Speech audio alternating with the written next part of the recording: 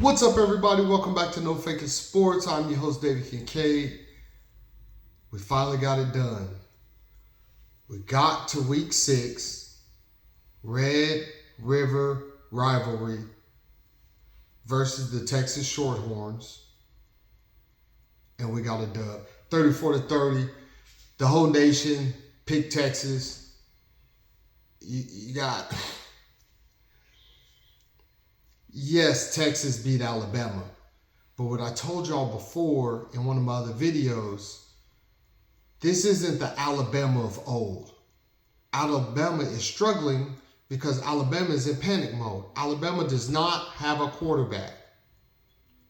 Anytime Nick Saban goes to the Notre Dame to get their backup quarterback, and then he could possibly be starting, he's competing for the starting job.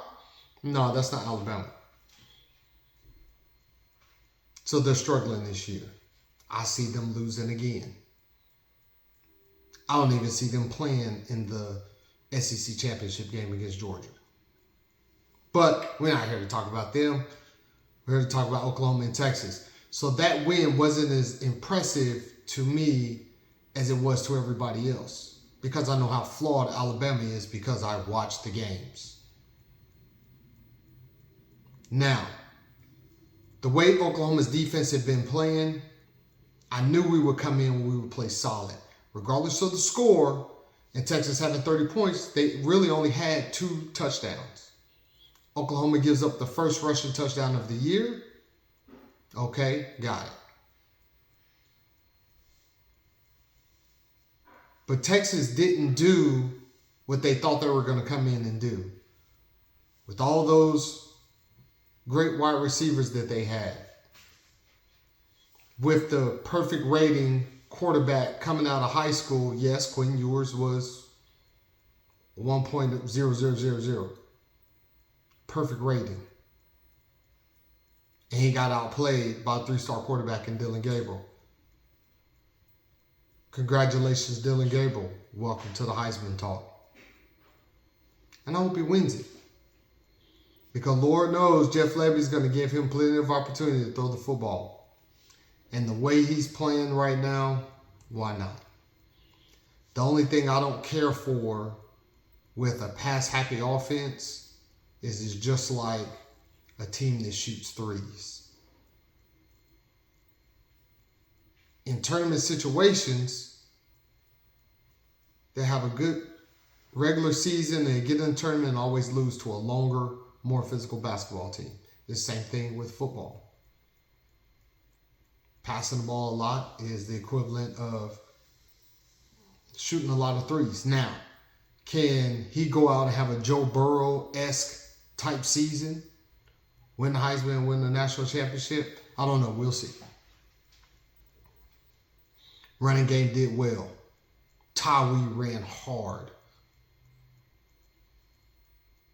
Canick, Stutz, Bowman, Gentry Williams, all over the place. That's why you have stars.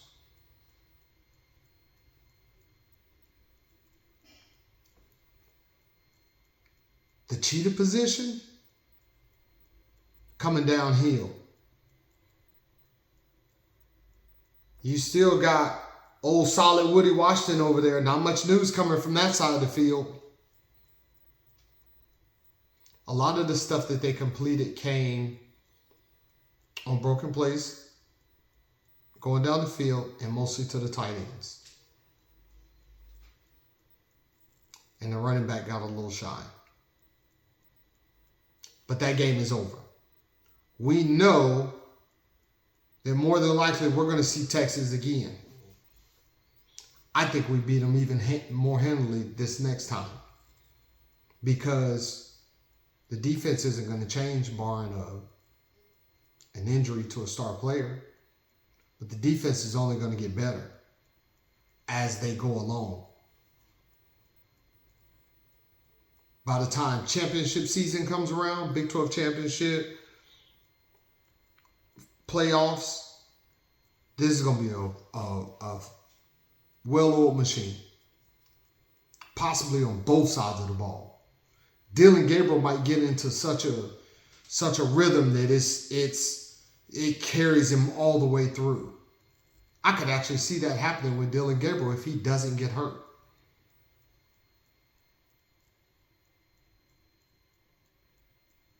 Dylan Gabriel will ride that momentum, and everybody's just going to get better. You got to remember, we're still healing too. We still got players that are hurt, we're slowly bringing them back in. That competitive depth that Coach talks about, we got plenty of it. This is a very deep team. Issues on the offensive line, don't worry, we got depth. Issues on the defensive line, don't worry, we have depth.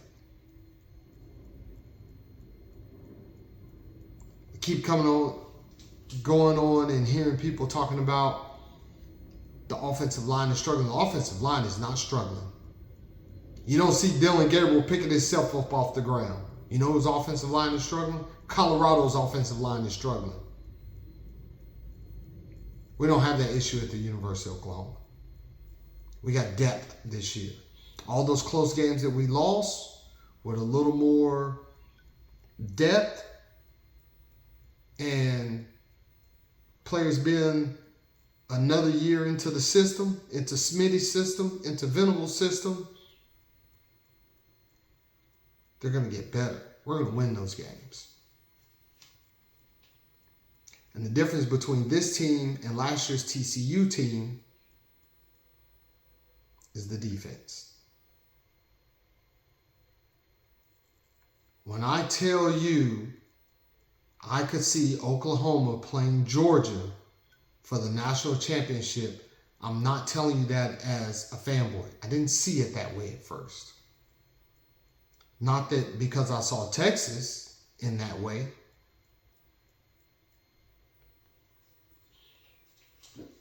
But I think Oregon is a problem. I'm not worried about Florida State. I think we'll beat the brakes off Florida State. I think our defense will hold up against Florida State and we'll score points. We should beat them last year. But Oregon worries me.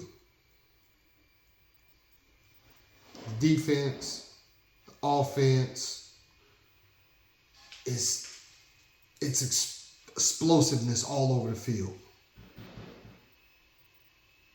So I see Oregon in the playoffs. I see Georgia in the playoffs. I see Oklahoma in the playoffs and Michigan. I think Michigan takes care of Ohio State again. This is what it is. That is a dominant defense over there. So buckle up, because if I get my wish for this bowl season, like I'm telling you, Oklahoma, Michigan, Oregon, and Georgia, it's going to be a rough ride. And I hope y'all ready for some really good football going down the stretch. I'm not worried about USC. I'm just not. I'm not worried about anybody out of the ACC. I don't think they make it. Yes, they still have 3 undefeated teams, but who cares? I don't see it.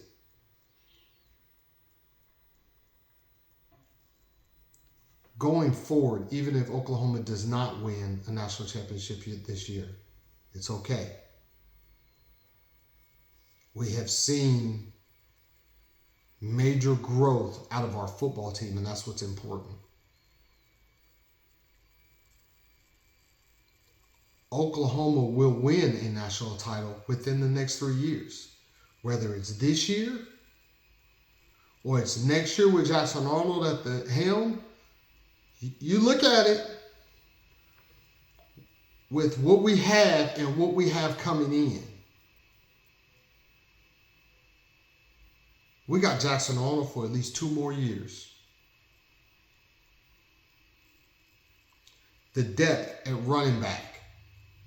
We're so deep at running back, not to mention the number 1 running back recruit that we'll be bringing in as a freshman, and Xavier Robinson, the big body. They'll be sophomores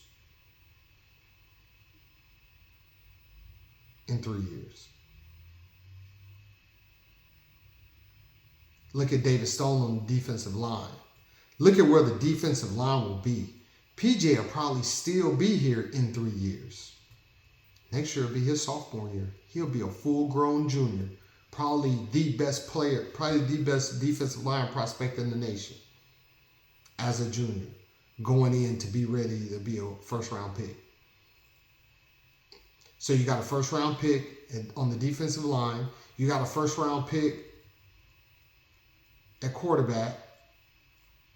You got a first-round pick at safety. He's a 5-star. Kanak will probably be a senior. The linebacking core, we have all the pieces. Gentry Williams might still be there. Gentry Williams is freshman. And he's already looking like an All-American.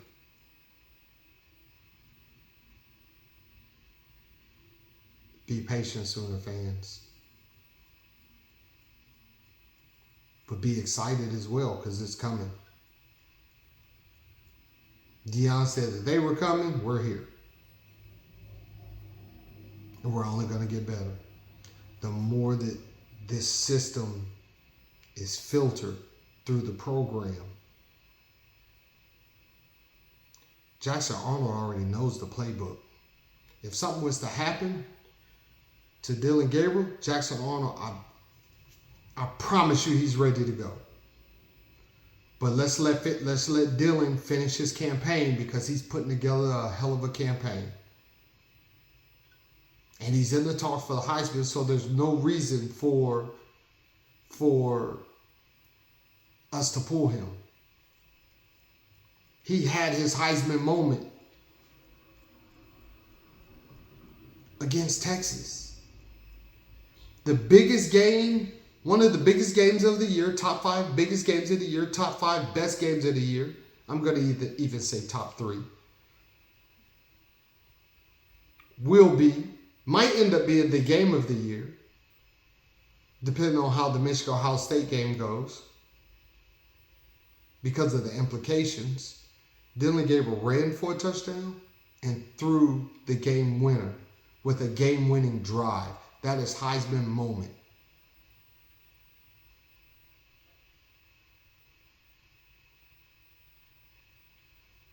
The rest of our schedule, we should win by 2 scores, and I believe we will. I believe we will be so dominant that we will go into the college football playoffs at either the 2 or the 3 spot. We won't be the 4 spot.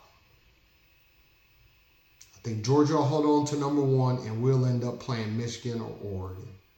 More than likely Michigan. And whoa, Nelly.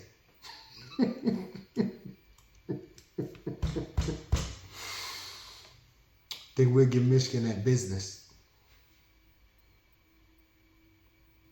I think we'll beat Georgia. Georgia's quarterback isn't playing to the level of Dillon Gabriel, but he has the pieces around him. That's all I got, man. Drop down in the comments. Tell me what you thought about the video. Tell me the 4 teams that you have going into the college football playoffs now that we're midway through the season. Subscribe. Hit that bell notification. Hit the like button. I appreciate y'all, man. Holla at you later. Peace.